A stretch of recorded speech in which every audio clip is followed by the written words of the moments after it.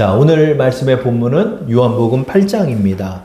요한복음의 8장은 현장에서 가늠하다 붙잡혀온 여인에 관한 말씀입니다. 이 말씀은 요한복음에만 담겨 있습니다. 예수님께서 초막절이라는 절기가 끝나고 나서 감람산에 오르셔서 그곳에서 잠시 쉬다가 그리고 또 기도하시다가 바로 다음날 되어서 성전으로 오셔서 백성들에게 복음을 전하고 말씀을 가르치셨습니다.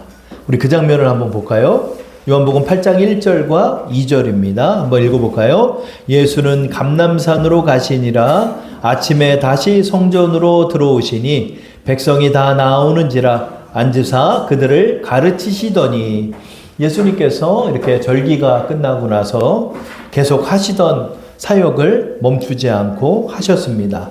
성전에서 자신에게 다가오는 백성들의 병을 고쳐주시고 그들에게 복음을 전하시고 그를 가르치시고 또 그들을 구원하고 계셨습니다. 그런데 이때 다짜고짜 종교 지도자들이 한 여인을 끌고 왔습니다. 이 여인은 옷도 제대로 입지도 못한 채 사람들에게 끌려왔습니다. 이유인즉슨 이 여인이 현장에서 간음을 행하다가 붙잡혀 온 것입니다. 그 붙잡혀 온 여인에 대해서 예수님에게 물어보는 것입니다.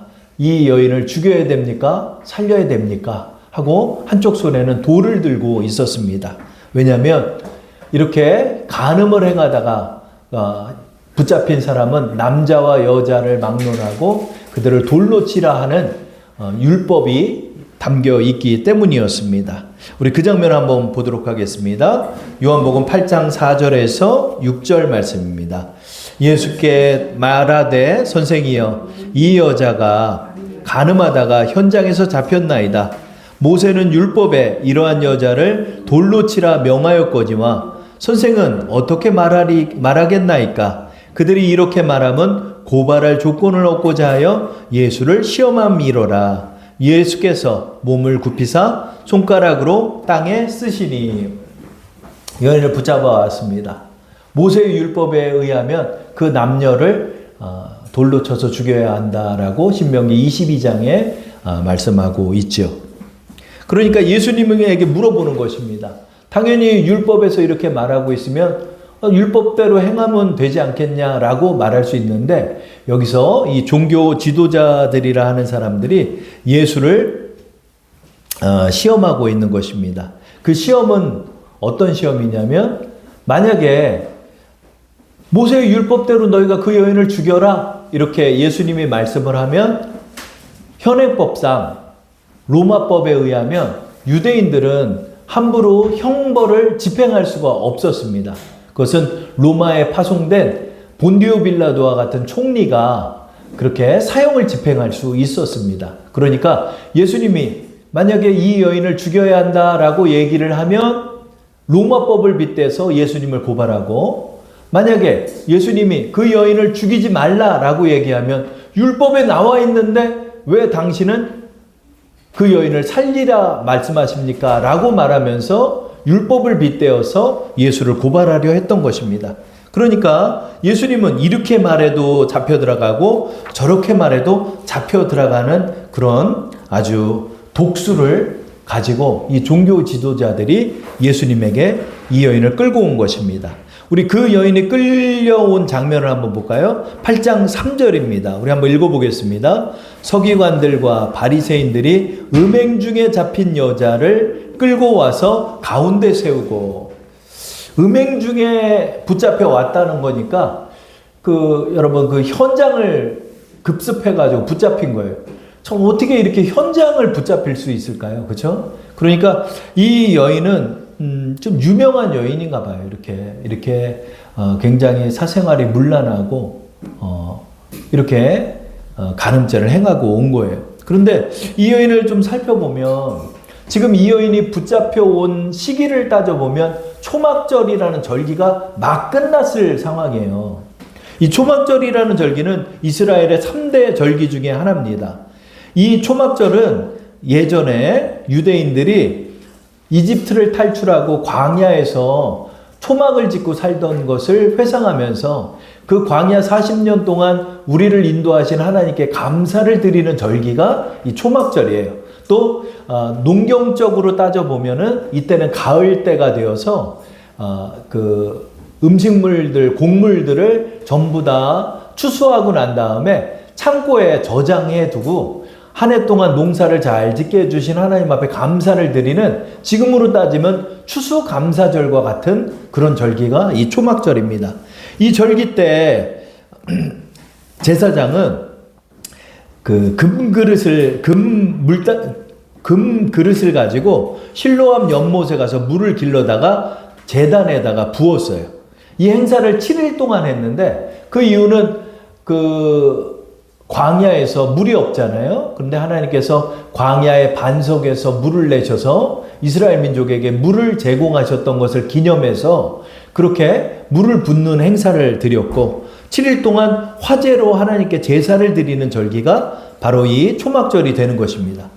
그러니까 사람들은 매일같이 이렇게 제사에 참여하고 또 그렇게 금그릇에 물을 붓는 행사에도 참여를 하며 하나님 앞에 예배를 드리는 때가 이런 초막절이라는 거죠. 그것을 일주일 동안이나 유대인들은 막 행했던 거죠. 그런데 이 절기 때 이 여인은 어떻게 했죠? 이 여인은 간음을 저지르는 거예요. 딴 남자 만나가지고 뭐 남자를 바꿔서 만났는지 한 남자를 만났는지 모르지만 이 여인은 유부녀임에도 불구하고 이런 일을 저지른 거죠. 그러니까 이 여인의 집안을 생각해 보면 엉망이죠. 예배의 삶도 없고 절기를 지키는 것도 없고, 자녀들도 있겠지만 자녀를 내팽개치고 나가서 이렇게 간음을 저지르고, 남편이 지금 있는지 없는지도 모르지만 현장에서 붙잡힐 정도니까 유명한 여자인 거예요. 뭐 사람들이 이미 어느 정도 알고 있는 거예요. 이 여인이 어떻게 문란하게 살고 있는지를 사람들은 알고 있으니까 이렇게 현장을 붙잡혔죠. 그러니까 이 여인의 삶은 엉망진창의 삶, 지옥 같은 삶, 죄를 반복하는 삶, 또 자녀들에게 붙잡힌 삶, 자녀들에게 부끄러운 삶을 살고 있는 거죠. 지금 현장에서 붙잡혀가지고 어른에서부터 또 청소년에 이르기까지 전부 다 이 성전 앞으로 이 뜰에 모였다는 것은 이 여인은 완전 망신도 개망신을 당하고 있는 거죠. 뭐 어디 몇 사람한테 붙잡혀가지고 이렇게 한 게 아니라 온 마을 사람들이 다 모여가지고 이 여인을 돌로 쳐서 죽이기 위해 지금 성전의 뜰 앞에 다 모인 거죠. 그러니까 망신도 이런 망신도 없고, 이 여인은 붙잡혀 와서 이미 체념하고 있을 거예요. 나의 이 난잡한 생활이 오늘로 끝나는구나. 나는 오늘 저 큰 돌에 맞아서 머리가 터져 죽는 날이구나. 아마 그 여인은 그렇게 생각하고 있었을 것입니다. 딱 오늘 붙잡혀서 딱 오늘 죽는 날입니다.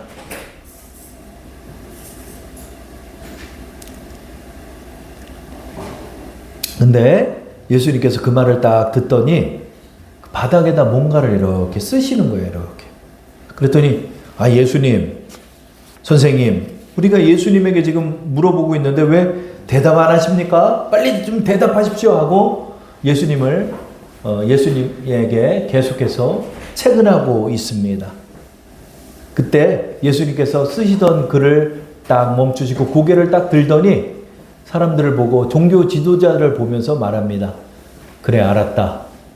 너희 중에 죄 없는 자가 가장 먼저 저 여인을 돌로 쳐서 죽여라 라고 말하는 장면입니다. 우리 8장 7절 8절 말씀을 우리 한번 다 함께 합독해 볼까요? 그들이 묻기를 마지 아니하는지라 이에 일어나 이르시되 너희 중에 죄 없는 자가 먼저 돌로 치라 하시고 다시 몸을 굽혀 손가락으로 땅에 쓰시니, 너희 중에 죄 없는 자가 그 여인을 돌로 쳐서 죽여라. 예수님 이런 말씀을 하신 것입니다. 그때 사람들은 나는 죄 없어, 나는 간음죄를 저지른 적 없어 라고 생각할 사람이 한 사람은 나올 수가 있잖아요. 근데 모두 다 갑자기 돌을 땅에 떨어뜨리더니 양심의 가책을 다 느꼈다는 거예요. 모든 사람이. 그 광장에 얼마나 모였는지는 몰라도 많은 사람이 모였을 거예요. 뿐만 아니라 예수님 앞에 모여서 예수님의 말씀을 듣던 사람들까지 친다면 모일 만한 사람은 다 모였을 거예요. 근데 그 모든 사람이 전부 다 도망간다는 거예요. 전부 다 도망가고 있다는 거예요. 그러니까 이때 성령께서 역사하신 거예요. 예수님의 말씀 가운데 성령이 역사하시더니 그 사람들의 양심에 성령이 다 지적하는 거예요. 너 그런 은밀한 죄 저질렀지. 너 그러고 살았지. 심지어는 바리새인과 서기관들조차도 도망갔으니까 그 사람들도 뭐가 찔려가지고 다 도망간 거예요. 그리고 예수님이 이렇게 그 말씀을 하시고 또 바닥에다가 손으로 뭐라고 이렇게 쓰셨대요. 예수님이 뭐라고 쓰셨는지는 알 수 없지만 한 주석가 핸드릭슨이라는 영국의 주석가는 그들의 죄를 쓰셨을 것이다 라고 표현해요. 그도 그럴 것이 예수님께서 사마리아 여인을 만났을 때 남편이 다섯이라는 사실을 알고 계셨잖아요. 예수님은 그 사람들의 눈을 보면서 그 사람 얼굴을 보면서 처음 보는 사람들도 있었겠지만 예수님께서는 이미 그들의 죄를 다 알고 계셨을 거예요. 종교 지도자들 또한 부인이 마음에 들지 않으면 부인이 실수하거나 잘못하는 일을 들어서 그 죄를 드러내서 이혼 증서를 써서 부인을 내쫓는 일이 비일비재했어요. 그래서 여자를 바꾸고 그렇게 부인을 내치고 하는 일이 너무나 많았던 것입니다. 뿐만 아니라 또 알게 모르게 은밀하게 간음죄를 행한 많은 사람들의 그 마음속에 그 속에 있는 그 죄를 성령께서 다 지적한 거예요. 예수님의 이 말씀은 무엇을 뜻할까요? 주님 말씀 앞에 모두가 죄인이란 뜻이에요. 주님 말씀 앞에 죄인이 아닌 사람이 있느냐라고 예수님이 질문하고 계신 거예요. 모든 사람이 지금 양심에 찔려가지고 다 도망가고 있습니다.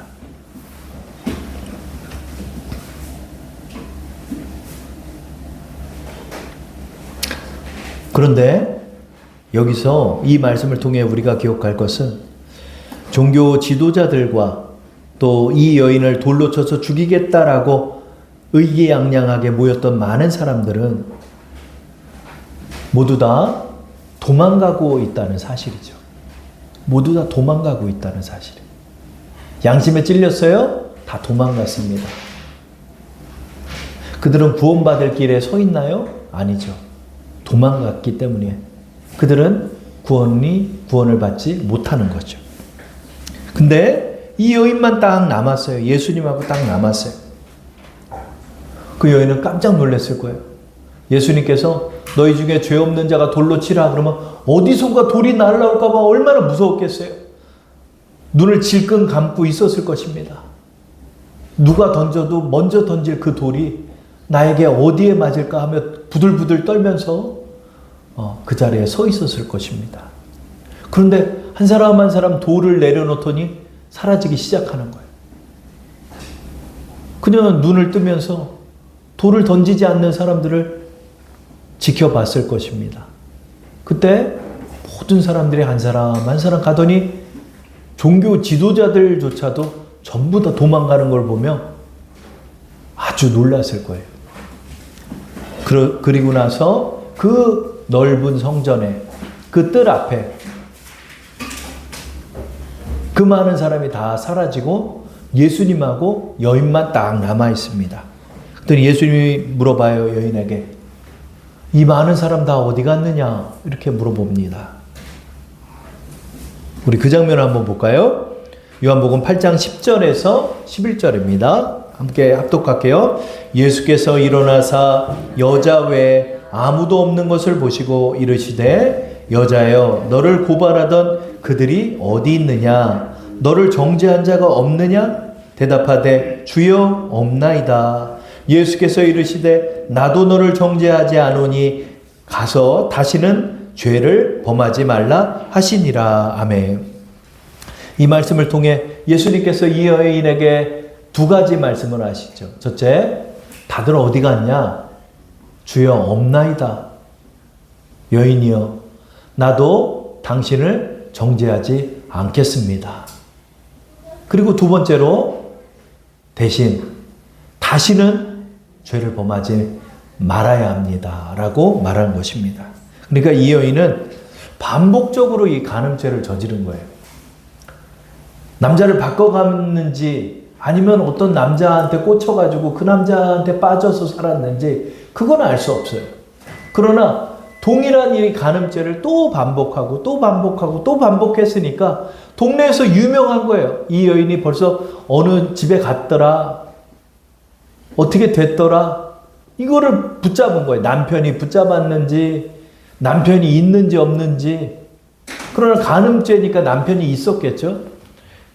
그런데도 불구하고 이 여인은 이 죄를 버리지 못한 채 초막절기도 없이 예배를 드리는 삶도 없이 하나님 앞에 기도하는 삶도 없이 애들은 어디 갔는지도 모르고 집안은 콩가루 집안에 엉망에 삶은 개차반에 온갖 더럽고 붙잡히면 돌에 맞아 죽는 죄인 줄도 알면서도 그 죄를 버리지 못한 채 이렇게 구차한 삶을 이렇게 비루한 삶을 살던 여인이었던 것입니다. 근데 예수님께서 이 여인을 향해 나도 너를 정죄하지 않겠다라고 말씀하는 것입니다. 예수님은 왜 이런 말씀을 하셨을까요? 이 여인은 현장에서 붙잡혔기 때문에 현행범이에요. 현행범을 살려둘 수가 없는 거예요. 모세의 율법, 하나님의 말씀에 의하면 이 여인은 죽어 마땅한데 예수님은 죄가 없기 때문에 이 여인을 정죄할 수 있잖아요. 정죄란 말은 심판한다는 뜻이에요. 이 여인을 심판할 수 있는 유일한 분은 예수님이에요. 왜냐하면 예수님은 죄가 없으셨기 때문에 공의롭게 그녀의 죄가 드러났기에 그 죄에 따라 형벌을 집행할 수가 있는 거예요. 그런데 예수님께서 이 여인에게 나도 너를 정죄하지 않겠다라고 말합니다.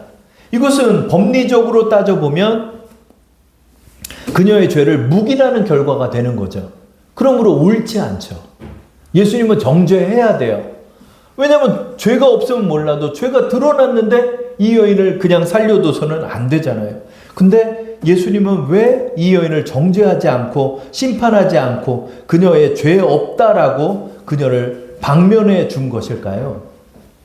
그 이유는 바로 예수님의 십자가 때문인 것입니다. 예수님께서는 그녀의 모든 죄를 알고 계시지만 이제 그녀의 모든 죄를 대신 지시고 대신 죽음을 당하실 것이기 때문에 그녀를 용서하시고 그녀의 죄를 사하셨기에 그녀에게 죄가 없다, 그녀가 무죄하다라고 선포할 수 있었던 것입니다.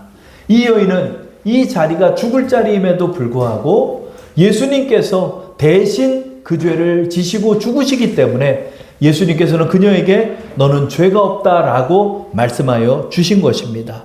여기에 하나님의 은혜가 있습니다. 이 여인이 구원을 받았는지 안 받았는지는 모르겠어요. 원래 오늘의 말씀의 제목은 과연 그녀는 구원을 받았는가라는 제목이었어요. 근데 그것은 알 수 없기 때문에 제가 제목을 바꿨어요. 그녀는 지금 구원을 받았을까요? 예수님께서는 우리의 모든 죄를 대신 지시고 우리의 죄를 다 방면하시고 지금 내 앞에 서 계신 거예요. 그러나 내 죄를 인정하고 예수님을 통하여 나의 죄사함을 하나님 앞에 고백하고 인정하고 예수님을 주로 시인하는 이들은 죄사함의 은혜를 경험하고 하나님 앞에 구원을 받게 되는 놀라운 역사가 일어나는 거예요. 이것은 그녀의 몫이에요. 여인이여, 나는 당신을 정죄하지 않고 당신을 무죄하다 말하겠습니다. 나는 당신의 죄를 용서했고 당신의 죄를 이미 사하고 있습니다. 당신이 그것을 믿고 당신의 죄를 정말로 참회하고 버리기를 마음에 먹고 회심하여 용서받기를 나에게 구합니까? 라고 예수님은 그녀에게 질문한 거예요. 근데 저는 그녀의 구원에 대해서 그래도 단서가 되는 것이 8장 11절에 대답하되 주여 없나이다 그래요. 종교 지도자들은 예수님께 뭐라고 그래요? 선생이여 라고 말해요. 그러나 그녀는 주여 나를 구원해 주셔서 감사합니다. 내가 오늘 돌에 맞아 죽는 날인데 나 오늘 여기서 개망신 당하고 어디에서도 빠져나갈 수 없이 빼도 박도 할 수 없는 죄가 드러나 나 딱 죽게 돼 있는 상황이었습니다. 근데 예수님 나를 구원해 주셔서 감사합니다. 주여 없나이다. 다시는 내가 죄를 짓지 않겠습니다. 라고 아마 고백하고 그 자리를 떠나지 않았을까라고 생각합니다. 여기서 그 많은 사람 중에 구원받은 사람은 이 여인 한 명밖에 없을 것입니다. 그녀가 예수를 정말 믿었다면 그녀는 구원을 받았을 것입니다. 그러나 그 많은 사람들은 다 어디 갔을까요? 그 많은 사람들은 양심의 찔림을 받았기는 받았어도 다 그 자리에서 도망갔기 때문에 그들은 죄사함의 은혜를 경험하지 못했을 것입니다. 우리는 알아야 돼요. 우리가 너무나 어렵고 힘든 가운데서도 주님께서는 내 앞에서 나의 모든 죄를 대속하시고 기다리고 계신다. 그 예수님을 믿기만 하면, 그 예수님을 내 마음에 받아들이기만 하면 이 여인과 같이 그 모든 죄에서 방면받고 사함받고 구원받는 놀라운 은혜가 우리 앞에 놓여 있는 것입니다. 여러분, 우리는 이것을 기억해야 돼요. 주님은 우리를 정죄하지 않습니다. 저를 한번 따라할까요? 주님은 나를 정죄하지 않습니다. 주님은 나를 정죄하지 않습니다. 주님은 나를 용서하셨습니다. 나는 모든 죄에 사함 받았습니다. 여러분, 이 은혜가 얼마나 감사한가요, 여러분? 오늘 우리 부른 찬송가 305장 찬양 있죠. 나 같은 죄인 살리신 그 은혜 놀라와 나 처음 믿은 그 믿음 내 마음에 품고 살아간다라고 고백합니다. 이 사람은 누굴까요? 이런 고백을 한 이 유명한 Amazing Grace라는 이 찬양은 도대체 누가 작사했을까요? 이 곡을 작사한 목사님은 존 뉴턴 목사님입니다. 이 사람은 어떤 사람이었나요? 이 사람은 흑인 노예선의 선장이었습니다. 흑인들을 마구 때리고 흑인들을 죽이고 흑인들을 팔아넘기던 그런 사람이었어요. 이 흑인 노예선의 선장이었던 존 뉴턴이라는 선장이 예수님을 만나 그 죄를 다 용서받고 목사님으로 변한 거예요. 그리고 목사님이 되어서 오늘날 가장 유명한 찬송가 Amazing Grace, 나 같은 죄인 살리신 그 은혜 놀라와 라는 곡을 작사하신 것입니다. 여러분, 우리의 죄가 주홍같이 붉을지라도 예수님은 용서하시는 거예요. 현장에서 딱 붙잡혔다 할지라도 우리의 죄가 너무나 부끄럽고 너무나 창피하고 너무나 은밀한다 할지라도 주님께서 그 모든 죄를 대속하여 주신 거예요. 그래서 우리는 용서받았습니다. 이사야서 1장 18절 말씀에 우리의 죄를 말씀하고 있죠. 우리 한번 그 장면을 화면을 보시고 합독해 보겠습니다. 여호와께서 말씀하시되 오라 우리가 서로 변론하자. 너희의 죄가 주홍 같을지라도 눈과 같이 희어질 것이요 진홍같이 붉을지라도 양털같이 희게 되리라. 여러분, 주홍색이 얼마나 짙습니까? 여러분, 하얀색 와이셔츠에 여러분 주홍 색깔 뭐 하나 묻어본 적 있으십니까? 그거 한번 쥐어봤어요, 여러분? 저 쥐어봤어요. 왜냐하면 와이셔츠를 많이 입으니까 고추장 같은 거 이렇게 묻잖아요.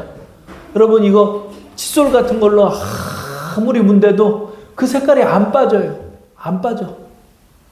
과탄화수소도 넣고 뭐 빨래비누로 비비고 막 해도 좀처럼 안 지워져요. 너희 죄가 주홍같이 붉을지라도 양털같이 희게 되리라. 아멘. 주님의 보혈의 은혜에 따라 우리의 그 짙은 죄들이 다 지워지는 거예요. 이 여인은 용서받았어요. 아멘. 다른 사람들 다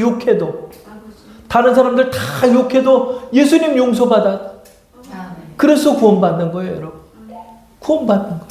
우리의 구원이 그렇게 은혜가 있는 것입니다. 우리의 죄가 주홍같이 붉을지라도 눈과 같이 희어지고 진홍 같을지라도 양털같이 변하리라. 우리에게 말씀한 진홍색은 주홍색보다 더 진해요. 찐 홍색이니까. 우리의 죄를 예수님의 은혜로 우리는 이렇게 대속의 은혜를 받은 사람들입니다. 그래서 구원받은 사람이에요. 나 죄 없다는 거예요. 내 마음에 내 양심에 나를 찌르는 나의 죄악들이 있다 할지라도 예수님의 은혜 때문에 우리는 의인이 되었고 거룩한 하나님의 백성이 된 것입니다. 이사야서 53장 5절 6절에도 그 말씀을 하죠. 우리 한번 다 함께 합독해 보겠습니다. 그가 찔림은 우리의 허물 때문이요 그가 상함은 우리의 죄악 때문이라. 그가 징계를 받음으로 우리는 평화를 누리고 그가 채찍에 맞음으로 우리는 나음을 받았도다. 우리는 다 양 같아서 그릇 행하여 각기 제 길로 갔거늘 여호와께서는 우리 모두의 죄악을 그에게 담당시키셨도다. 아멘 할렐루야. 아멘 할렐루야. 주님, 내가 내 짐을 어떻게 감당합니까? 내 이 더러운 죄를 내가 어떻게 감당합니까? 돌에 맞아 죽어야 되는 죄를 저지르고 사는 우리인데 주님이 그 죄를 다 담당하여 주셔서 우리는 이렇게 구원받은 백성이 되었습니다. 오늘 사순절 첫째 주일을 맞이하면서 여러분, 우리는 예수님이 걸으신 그 발자취를 생각해야 합니다. 우리의 죄가 얼마나 진하고 우리의 죄가 얼마나 더러운지를 생각하며 그 죄를 탕감받은 은혜, 그 죄를 사함받아 양털같이 희게 된 그 은혜가 바로 예수님의 십자가 때문이라는 사실을 우리는 기억해야 하는 것입니다. 예수님께서 내 대신 채찍 맞으셨고 예수님께서 내 대신 창을 맞으셨고 십자가에 못 박히셨고 내 대신 피를 흘리셨기에 우리의 모든 죄는 대속된 것입니다. 할렐루야 할렐루야. 이런 은혜가 없습니다. 이런 은혜가 없습니다. 예수님은 그리고 우리에게 말합니다. 나는 너를 정죄하지 않는다. 우리는 정죄받지 않았습니다. 하나님 때문에 변하고 하나님 때문에 산 것입니다. 어떤 사람들은 얘기합니다. 하나님이 살아있다는 증거를 내 앞에 내보여라. 예수님이 너의 죄를 대속해서 네가 구원받았던 증거를 대속해봐. 네가 보여봐라 라고 말하지만 우리에겐 그 증거가 있습니다. 그 증거가 뭐죠? 그 증거가 바로 나입니다. 나 자신입니다. 내가 이 여인과 같이 개차반처럼 이 여인과 같이 엉망진창의 지옥 같은 인생을 살던 사람이 예수님 믿고 나서 이렇게 천국을 경험하게 되고 이렇게 삶이 변하게 되고 이렇게 우리의 가정이 천국으로 변하고 지옥 같았던 나의 인생이 변화해서 내 마음속에 이렇게 평안이 임하고 내가 기도하면 하나님이 응답해 주시고 내 마음이 이렇게 하나님의 은혜가 가득하고 성령의 은혜가 가득하고 찬양을 부를 때마다 내가 이렇게 기뻐지고 내 인생과 내 가정과 내 자녀들이 하나님이 보호하심들을 우리의 삶에서 경험하기 때문에 내가 바로 그 증거가 되는 것입니다. 나 예전 같았으면은 언제 어디 가서 죽을지도 모르는 그 인생이 하나님 만나서 예수님 믿고 구원받아서 이렇게 변해서 나는 목사 되고 나는 장로 되고 나는 권사 되고 나는 집사 되어서 이렇게 하나님의 은혜를 누리는데 이거보다 더 큰 증거가 어디 있습니까? 내 삶이 변했는데 이 삶을 변하게 할 수 있는 능력이 예수님으로부터 나왔음을 나는 알고 있는데 우리는 무엇을 더 보일 필요가 있겠습니까? 내 삶이 이렇게 변했고 내 삶이 하나님의 은혜로 가득하기에 이 증거만을 가지고 예수님을 내 마음에 붙잡고 우리는 살아갈 수 있는 것입니다. 결론을 맺겠습니다. 하나님의 은혜가 여러분의 삶에 함께 하십니다. 여러분이 어떠한 죄를 저지른다 할지라도 여러분이 얼마나 여러분의 인생이 부끄럽다 할지라도 예수님은 여러분에게 말합니다. 나는 너 정죄하지 않는다. 나는 너 사랑한다. 너의 죄는 대속받았다. 너 그 사실을 믿고 새 삶을 살아라. 다시는 그런 인생 살지 말고 예수님의 인생을 살아라 라고 우리에게 말씀하는 것입니다. 예수님의 은혜를 붙잡고 예수님의 대속의 은혜를 내 마음에 믿어 의인과 같이 천국 백성으로 살아가는 우리 주사랑 성도 되기를 축원합니다.